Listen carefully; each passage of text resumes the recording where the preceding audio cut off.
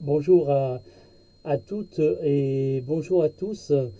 Toujours le même plaisir qui revient quand une nouvelle vidéo, donc inspirée par le Saint-Esprit, arrive et me permet donc d'être sur cette chaîne au YouTube. Aujourd'hui, nous allons parler d'un mot qui est courant pour nous, dans notre entourage, et qui s'appelle donc le carrefour. Le carrefour, cela veut dire beaucoup de choses, et même si nous n'avons pas le permis, même si nous ne circulons pas en ville, nous nous sommes souvent, peut-être pour certains d'entre nous, trouvés dans la forêt, dans la campagne, ou dans la montagne, et nous sommes arrivés à ce que nous appelons une intercession, ce que nous appelons un carrefour. Un choix des fois que nous prenons directement parce que nous connaissons la route, mais des fois nous pouvons nous trouver face à ces deux chemins, un qui va en règle générale à droite et l'autre à gauche, ou qui va tout droit, ou qui va à gauche, etc. Plusieurs possibilités. En voiture sans GPS, on se trouve aussi à une question, un questionnement, et se dire je vais où? À droite ou je vais à gauche? Dans nos vies, cela est exactement pareil.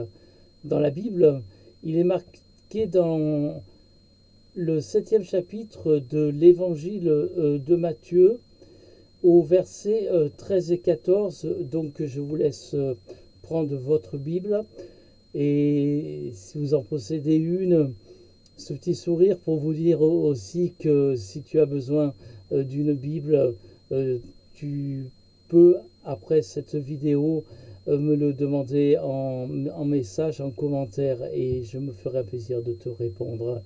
Matthieu, donc chapitre 7, versets 13 et 14, il nous est parlé là d'une route large ou d'une route étroite.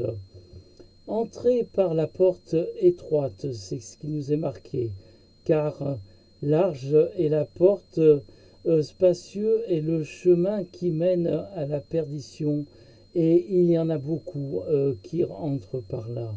Mais étroite est la porte, resserrez le chemin qui mène à la vie, et il y en a peu qui les trouvent. En effet, il est facile, on va dire, pour faire une image, de prendre une autoroute à 3 ou 4 voies où il n'y a aucune difficulté, ne serait-ce que pour rouler, engager la 5e vitesse ou la 6e, et presque, on va dire, lâcher le volant. Par contre, prendre une route de montagne et ne surtout pas lâcher le volant, jouer avec les vitesses et faire attention encore plus à la route. Et c'est ce que nous pouvons appeler la route étroite, ce que nous appelons aussi la porte étroite. Et peu d'entre nous choisissent cette option. Je voudrais donner donc la définition maintenant des deux possibilités. La première, c'est la route large. Comme je disais, on peut la comparer donc à une route extra large, une route à 4 voies, une route où c'est que nous aurons aussi, même si c'est une route facile, nous aurons aussi, là je parle de notre vie, des épreuves.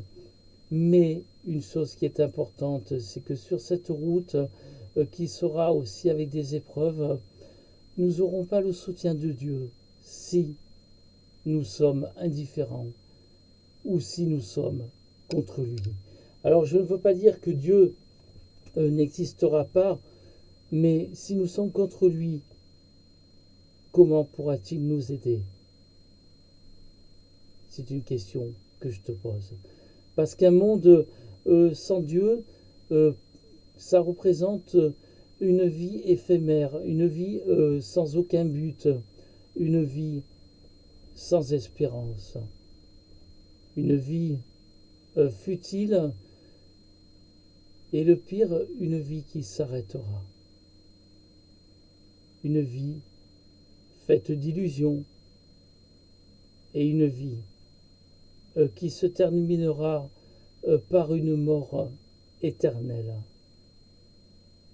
Une vie bâtie sur le sable, comme nous le dit justement l'évangile de Matthieu, toujours au chapitre 7, mais les versets 26 et 27. Si toi tu prends cette route large, tu seras, comme Matthieu le dit, donc je cite, mais quiconque entend ces paroles que je dis et ne les met pas en pratique, sera semblable à un homme insensé qui a bâti sa maison sur le sable.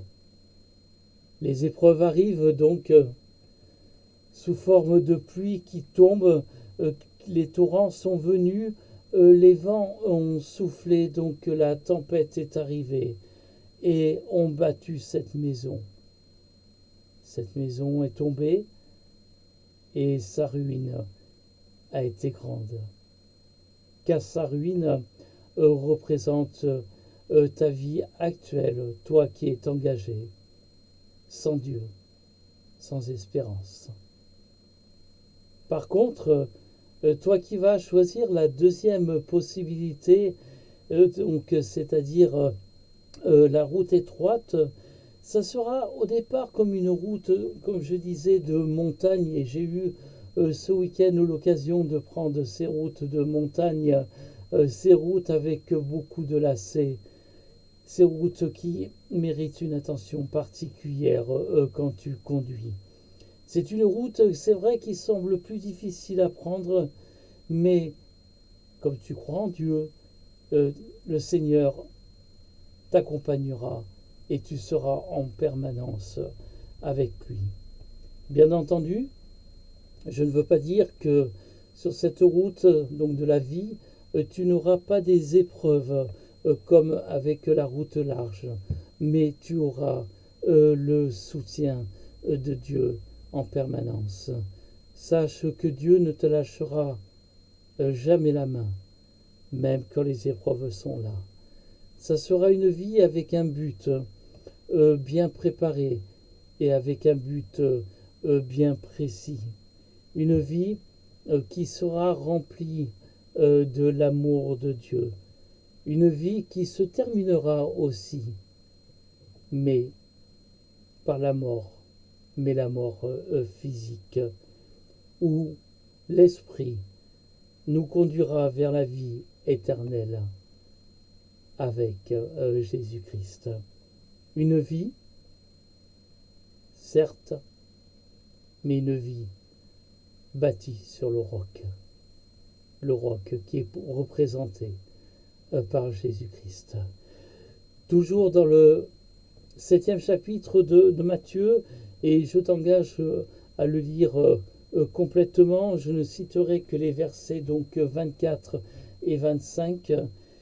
C'est pourquoi quiconque donc entend ces paroles que je dis et les pratique est semblable à un homme prudent qui a bâti sa maison sur le roc. La pluie est tombée, les torrents sont venus, les vents ont soufflé et se sont jetés contre cette maison. Mais, à la différence de la maison sur le sable, elle n'est point tombée, parce qu'elle était bâtie sur le roc. Je te pose plusieurs questions. Alors, quel est ton choix actuellement? Es-tu sur la route étroite ou bien persistes-tu sur la route large? Dans ta vie, tu as eu et tu auras encore un choix à faire, de prendre la route étroite ou de prendre la route large. Un choix que tu dois faire maintenant, car comme nous le dit la Bible, demain, il sera peut-être étroite. Donc, ou plutôt, trop tard. Désolé. Si tu es sur la route étroite, j'en suis heureux pour toi, car tu as fait le bon choix. Mais maintiens ton choix et persévère.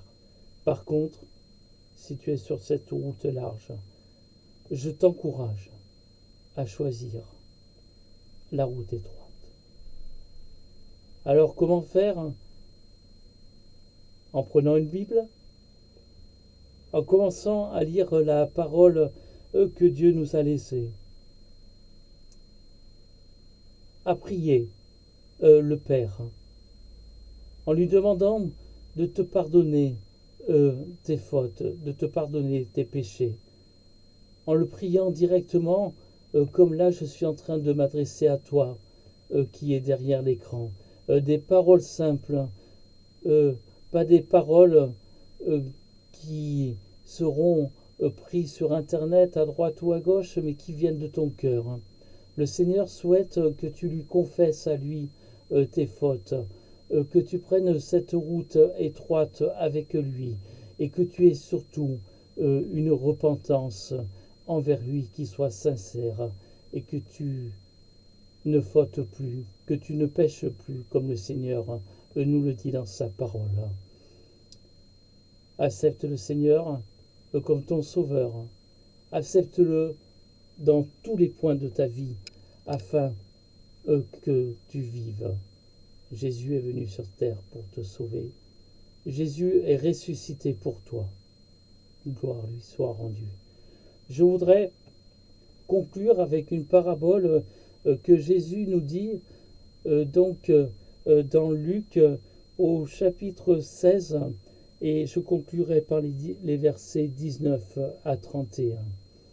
Il y avait un homme riche qui s'habillait de pourpre et de fin lin et qui chaque jour menait joyeuse et brillante vie. Un pauvre du nom de Lazare était couché devant son portail couvert d'ulcères. Il aurait bien voulu se rassasier des miettes qui tombaient de la table du riche.